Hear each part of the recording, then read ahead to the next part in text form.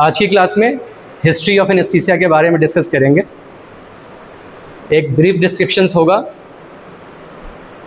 तो अगर सबसे पहले बात करें कि एनेस्थीसिया की शुरुआत कब हुई है, एनेस्थीसिया की शुरुआत हुई है, इसकी अगर डेट बैक की बात करें कि एनेस्थीसिया कब से शुरू हुआ या इसकी डॉक्यूमेंटेशन कब से शुरू हुई, तो फर्स्ट सेंचुरी एडी के अंदर इसका डिस्क्रिप्शन मिलता है। जो डॉक्यूमेंटल एविडेंस है वो मिलता है फर्स्ट सेंचुरी एडी के अंदर। सबसे पहले डेस्क्रिडोस एक बेसिकली ये यूनानी फिजिशियन है, उन्होंने इसको डिस्क्राइब किया था और उन्होंने ख़ास तौर से नारकोटिक इफेक्ट, एक प्लांट है जिसका नाम है मैंड्रागोरा प्लांट है, उसकी जो नारकोटिक इफेक्ट थी उसको एक्सप्लेन करने के लिए सबसे पहले उन्होंने टर्म इस्तेमाल किया एनेस्थीसिया। तो डेस्क्रिडोस आप जानते होंगे यूनानी फिजिशियन है, तो डेस्क्रिडोस ने इस कंडीशन को सबसे पहले डिस्क्राइब किया था। एनेस्थीसिया का जो टर्म कॉइन किया गया था किसके थ्रू किया गया था? डेस्क्रिडोस के थ्रू। तो उन्होंने नारकोटिक इफेक्ट बेसिकली उसको एक्सप्लेन करने के लिए ये टर्म एनेस्थीसिया को कॉइन किया था या इस टर्म को सबसे पहले डिफाइन किया था। अगर हम बात करें कि एनेस्थीसिया जो टर्म है इसका मतलब नो सेंस है, नो सेंस यानी कोई सेंसेशन नहीं है, ये टर्म बेसिकली कॉइंड हुआ था ओलिवर वेंडल होम्स के थ्रू। ओलिवर वेंडल होम्स ने जो एनेस्थीसिया वर्ड है जिसका मतलब क्या है? नो सेंस, इस टर्म को सबसे पहले ओलिवर वेंडल होम्स ने कॉइन किया था। पर जो डेस्क्रिडोस ने डिफाइन किया था बेसिकली नारकोटिक इफेक्ट्स ऑफ जो प्लांट है, मैंड्रागोरा प्लांट है, उसकी जो नारकोटिक इफेक्ट्स थी उसको एक्सप्लेन करने के लिए टर्म एनेस्थीसिया दिया था। पॉसिबल है जो ओलिवर वेंडल होम्स ने यहाँ से इन्फ्लुएंस निकाला होगा, यहाँ से कुछ चीज़ें ली होगी कि बेसिकली जो डेस्क्रिडोस ने जो टर्म दिया है वो पॉसिबल है, सूटेबल है उन कंडीशंस के लिए जहाँ कोई सेंस डेवलप नहीं है। ठीक है। एक और टर्म इस्तेमाल होता है बैलेंस एनेस्थीसिया। बैलेंस एनेस्थीसिया के अंदर बहुत सारी चीज़ें होती है, mixture of the anaesthetic gas का इस्तेमाल किया जाता है। तो जैसे जैसे प्रोग्रेशन हुआ, एनेस्थेटिक टेक्नोलॉजी की एडवांसमेंट हुई, बाकी चीज़ें भी एडवांस हुई, तो शुरू में जो रॉ गैसेज इस्तेमाल किए जाते थे या सिंगल गैसेज इस्तेमाल किए जाते थे उसमें कुछ प्रॉब्लम्स थी, कुछ कॉम्प्लिकेशन डेवलप होने के चांसेस थे। बाद में जो सिंगल गैस या सिंगल जो ड्रग्स थे उस पर जो डिपेंडेंसी थी एनेस्थीसिया की वो फाइनली चेंज हो गया। और चेंज किस फॉर्म में हुआ? एक नया कॉन्सेप्ट आया बैलेंस एनेस्थीसिया का। तो बैलेंस एनेस्थीसिया सबसे पहले कॉइन किया गया था। दो लोग थे जिन्होंने कॉइन किया था, जॉन लुंडी और राल्फ वेटर्स। राल्फ वेटर्स से दो बेसिकली ये फिजिशियन थे, एक सर्जन थे, इन्होंने बैलेंस एनेस्थीसिया का कॉन्सेप्ट दिया था। ठीक है। तो बैलेंस एनेस्थीसिया ये कॉइन किया था जॉन लुंडी और राल्फ वेटर्स के थ्रू। लैंडमार्क की बात करेंगे कि एनेस्थीसिया की डेवलपमेंट में या हिस्ट्री के अंदर किस तरह से जो अगर बात करें किस तरह से चीज़ें डेवलप हुई है, और लैंडमार्क जब हम कहते हैं इसका मतलब है जो इम्पोर्टेंट जो डेवलपमेंट हुई इसकी हम बात करेंगे।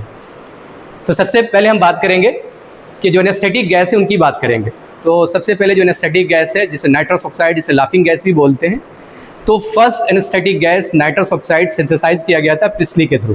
किसने सिंथेसाइज किया था? प्रिस्ली ने किया था। और प्रिस्ली ने इसको सिंथेसाइज किया था 1774 के अंदर। कब सिंथेसाइज किया था? 1774 में। जो लाफिंग गैस है, जो नाइट्रस ऑक्साइड है, आज भी इस्तेमाल होता है एनेस्थेटिक गैस के तौर पे। ठीक है। तो इसको प्रिस्ली ने 1774 में सबसे पहले इसको सिंथेसाइज किया था। फर्स्ट क्लिनिकल यूज़ इस नाइट्रस ऑक्साइड का एज ए एनेस्थेटिक एजेंट किया गया था हम्फ्री एंड डेवी के थ्रू। किसके थ्रू? Humphry and Davy. इन्होंने सबसे पहले सिंथेसिस प्रिस्ली ने किया था 1774 में। क्लिनिकल यूज़ एनेस्थेटिक के तौर पर इस गैस का इस्तेमाल किया गया था हम्फ्री एंड डेवी के थ्रू। ये उन्होंने अपने ऊपर अपने आप पे ही इस्तेमाल किया था। जो एनेस्थेटिक गैस है नाइट्रस ऑक्साइड है, इसका इस्तेमाल उन्होंने एनेस्थेटिक गैस के तौर पर अपने आप पे इस्तेमाल किया था टूथेक के लिए। उनको पॉसिबल है कि ये चीज़ें पता होंगी कि एनेस्थेटिक गैस है, लॉस ऑफ सेंसेशन कॉज करता है, तो उन्होंने अपने पे ही इस ड्रग को सबसे पहले डिमोस्ट्रेट किया। क्लिनिकल यूज़ सबसे पहले इन्होंने डिमोस्ट्रेट किया था फॉर द टूथेक। और इन्होंने एक टर्म भी दिया, लाफिंग गैस के जो टर्म देने वाला है वो भी कौन है? हम्फ्री एंड डेवी ने दिया था। जो term laughing gas nitrous oxide के लिए इस्तेमाल होता है ये भी हम्फ्री एंड डेवी ने दिया था। First public demonstration, clinical demonstration anaesthetic gas का खास तौर से इस्तेमाल किया गया था हॉरेक वेल्स के थ्रू। किसके थ्रू? हॉरेक वेल के थ्रू। और हॉरेक वेल ने बेसिकली इस गैस का इस्तेमाल एनेस्थेटिक गैस के तौर पर इस्तेमाल किया था टूथ एक्सट्रैक्शन के लिए। टूथ एक्सट्रैक्शन के लिए इस्तेमाल किया था 1845। पर इससे इस जो क्लिनिकल डिमॉन्स्ट्रेशन था, पब्लिक क्लिनिकल डिमॉन्स्ट्रेशन था, वो उसके साथ अनफॉर्चुनेटली वो वर्कआउट नहीं हुआ। वर्कआउट इन द सेंस कि जो रिजल्ट आना चाहिए था, जो एनेस्थेटिक इफेक्ट आना चाहिए था, नहीं आया। पेशेंट दर्द से चिल्ला उठा और इस इंसिडेंस के बाद हॉरिकवेल बहुत ज़्यादा फ्रस्ट्रेटेड हो गया और फ्रस्ट्रेटेड होने के बाद ये एडिक्ट हो गया, क्लोरोफॉर्म एडिक्ट हो गया। क्लोरोफॉर्म एडिक्ट होने के बाद इन्होंने खुद को सुसाइड भी कर लिया और सुसाइड करने की इंसिडेंस बहुत दंदनीय है, आप कह सकते हैं बहुत दर्दनाक है, बहुत ऐसी चीज़ है जिसको एक्सप्लेन करना बहुत मुश्किल है कि इन्होंने फीमोरल आर्टरी काट ली थी अपनी। क्लोरोफॉर्म एडिक्ट हुए, फ्रस्ट्रेशन इस लेवल का था, तो फीमोरल आर्टरी इन्होंने कट करी। फीमोरल आर्टरी कट करने के बाद उनकी डेथ हो गई। So actually he committed suicide by cutting femoral artery. Clear है? नेक्स्ट जो गैस है, एनेस्थेटिक गैस है, वो है ईथर। ईथर को प्रेफर करने वाला सबसे पहले अगर हम बात करें कि कौन से फिजिशियन से, तो वेलेरिस कार्डस, इन्होंने 1540 के अंदर सबसे पहले जो ईथर को प्रेफर करने वाले जो फिजिशियन थे यही थे। कौन से फिजिशियन थे?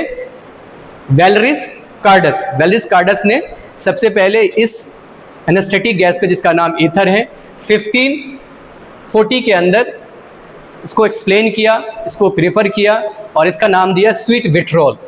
क्या नाम दिया था? Sweet vitriol. ठीक है। इस ईथर का एनेस्थेटिक गैस के तौर पर डिमॉन्स्ट्रेशन, पब्लिक डिमॉन्स्ट्रेशन किया गया था। ठीक है, 1846 के अंदर। कब किया गया था? 1846 के अंदर। किसने किया था? WT मार्टन ने 6 अक्टूबर को, WTG मार्टन ने 16 अक्टूबर को किया था, 1846 को किया था और ये सक्सेसफुल डिमॉन्स्ट्रेशन रहा। इसी कॉन्ट्रीब्यूशंस को, इसी लैंडमार्क को देखते हुए 16 अक्टूबर को एनेस्थीसिया डे सेलिब्रेट किया जाता है। वर्ल्ड एनेस्थीसिया डे सेलिब्रेट किया जाता है ऑन 16 अक्टूबर। तो ये बेसिकली एक सक्सेसफुल डिमॉन्स्ट्रेशन था, पब्लिक डिमॉन्स्ट्रेशन था। जो पर्पस था बेसिकली एनेस्थेटिक गैस के तौर पर इसका इस्तेमाल करना, वो पर्पस अचीव हुआ। इसी वजह से इस बिगेस्ट कंट्रीब्यूशन को ध्यान में रखते हुए 16 अक्टूबर को हर साल वर्ल्ड एनेस्थीसिया डे के तौर पर सेलिब्रेट किया जाता। क्लियर? नेक्स्ट जो गैस है क्लोरोफॉर्म। क्लोरोफॉर्म को सबसे पहले पॉपुलराइज करने वाले जो फिजिशियन थे वो थे जॉन स्नो ने। जॉन स्नो ने बेसिकली पॉपुलराइज भी किया और इसको प्रैक्टिकली इसका इस्तेमाल भी किया एज एनेस्थेटिक ड्रग के तौर पर। इन्होंने 4000 पेशेंट पे डिमॉन्स्ट्रेशन दिया, 4000 पेशेंट पे इसको यूज़ किया और फाइनली उसको डॉक्यूमेंट किया, उसको प्रेजेंट किया कि हम क्लोरोफॉर्म को एज एनेस्थेटिक गैस इस्तेमाल कर सकते हैं। तो बिगेस्ट, अगर हम बात करें कि बिगेस्ट डॉक्यूमेंटल या डॉक्यूमेंटेशन है खासतौर से क्लोरोफॉर्म में अर्ली स्टेज की अगर हम बात करें तो। क्लियर है? इन्होंने उस टाइम की जो क्वीन थी, क्वीन विक्टोरिया, उस पर इस्तेमाल किया था इस गैस का। बेसिकली जहाँ पार्चुरेशन का टाइम था, यानी डिलीवरी का टाइम था, जो उनका 8वां बच्चा था, उसके पार्चुरेशन को पेन करने के लिए बेसिकली इस गैस का इस्तेमाल किया गया था। तो क्वीन विक्टोरिया पे इन्होंने इस्तेमाल किया था इस गैस को भी, क्लोरोफॉर्म को। नेक्स्ट हम बात करेंगे इंट्रावेनस एनेस्थेटिक एजेंट की। तो सबसे पहले इस्तेमाल होने वाला जो इंट्रावेनस एनेस्थेटिक एजेंट है वो है थियोपेंटोन। थियोपेंटोन को सबसे पहले इंट्रावेनस एनेस्थेटिक एजेंट के तौर पर प्रेजेंट करने वाले जॉन लुंडी थे। इन्होंने 1934 पे किया, 1934 में इसको डिमॉन्स्ट्रेट किया कि हम थियोपेंटोन को IV एनेस्थेटिक एजेंट के तौर पर इस्तेमाल कर सकते हैं। लोकल एनेस्थेटिक की बात करें तो लोकल एनेस्थेटिक सबसे पहले कोकेन का इस्तेमाल किया गया था कार्ल एंड कोलर के थ्रू। इसके थ्रू, कार्ल एंड कोलर के थ्रू इस्तेमाल किया गया था बेसिकली कॉर्निया को एनेस्थेटाइज करने के लिए। तो इसमें कोकेन का इस्तेमाल किया था लोकल एप्लीकेशंस के थ्रू, कॉर्निया को एनेस्थेटाइज करने के लिए बेसिकली इस्तेमाल किया था इन्होंने। स्पाइनल एनेस्थीसिया की अगर हम बात करें तो स्पाइनल एनेस्थीसिया का सबसे पहले इस्तेमाल डॉग पे किया गया था और इस्तेमाल करने वाले थे जॉन लियोनार्ड कार्निंग ने इसका इस्तेमाल किया था डॉग पे एज ए स्पाइनल एनेस्थीसिया। तो फर्स्ट स्पाइनल एनेस्थीसिया इस्तेमाल किया गया था इंसानों के बजाय कुत्ते पर इस्तेमाल किया गया था। फर्स्ट स्पाइनल एनेस्थीसिया जो ह्यूमन के अंदर इस्तेमाल किया गया था वो ऑगस्ट बियर के थ्रू इस्तेमाल किया गया था 1898 के अंदर। ठीक है। फर्स्ट इपिड्यूरल एनेस्थीसिया की अगर हम बात करें तो इसको इस्तेमाल करने वाले थे कैथलीन सिकार्ड 901 के अंदर। तो बेसिकली माइलस्टोन है। बेसिकली हम इंडिविजुअल ड्रग्स की हम बात नहीं कर रहे हैं, यहाँ हर ड्रग की हम हर जो एनेस्थेटिक एजेंट्स हैं उनकी क्लासिफिकेशन के साथ साथ उनकी जो लैंडमार्क है उनको हम डिस्कस कर रहे हैं। मसल रिलैक्सेंट ये भी इस्तेमाल किया जाता है in the process of anaesthetic agent, इनका भी इस्तेमाल किया जाता है। इसमें हेराल्ड ग्रिफ्ट ने 1942 के अंदर कुरारे का इस्तेमाल किया गया, कुरारे का इस्तेमाल किया एज ए मसल रिलैक्सेंट, ठीक है। इसके बाद विवॉट ने नोबेल प्राइज़ इसके लिए उनको दिया गया। विवॉट को नोबेल प्राइज़ मिला 1949 में, और ख़ास तौर से सक्सिनाइल कोलिन का इस्तेमाल इन्होंने किया।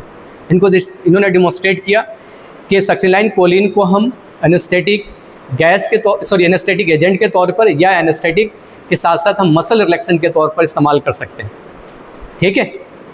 तो जो इस्तेमाल करने वाले थे वॉबेट को इस कंट्रीब्यूशंस को देखते हुए उनको नोबेल प्राइज़ दिया गया 1949 के अंदर। इंस्ट्रूमेंट की बात करें तो ख़ास तौर से एनेस्थीसिया डिलीवरी मशीन की अगर हम बात करें, उसमें बॉयल्स अपरेटस का एक बिगेस्ट कंट्रीब्यूशन है, वो इन्वेंशन बेसिकली एक बिगेस्ट कंट्रीब्यूशन है। अगर हम बात करें तो बॉयल्स अपरेटस को या बॉयल्स मशीन को सबसे पहले डिज़ाइन करने वाले या इन्वेंट करने वाले एडमंड गैस्काइंड बॉयल्स थे, और इन्हीं के जो सरनेम है उसको इस्तेमाल करते हुए इस मशीन का नाम दिया गया बॉयल्स अपरेटस या बॉयल्स मशीन। तो इन्होंने 1917 के अंदर ये जो मशीन है, बॉयल्स मशीन है, इसको डिज़ाइन किया, उसको इन्वेंट किया और उसका यूज़ ख़ास तौर से एनेस्थेटिक गैस को डिलीवर करने के लिए इस्तेमाल किया। इंडोट्रैकियल इंट्यूबेशन की अगर हम बात करें तो सबसे पहले डिमॉन्स्ट्रेट करने वाले इवन मैगिल्स थे। तो इवन मैगिल्स ने इंडोट्रैकियल इंट्यूबेशंस का डिमॉन्स्ट्रेशन भी दिया और इसको यूज़ के अंदर भी शो किया। तो ये रही क्लास आपकी। नेक्स्ट क्लास में नेक्स्ट टॉपिक के साथ हम मिलेंगे।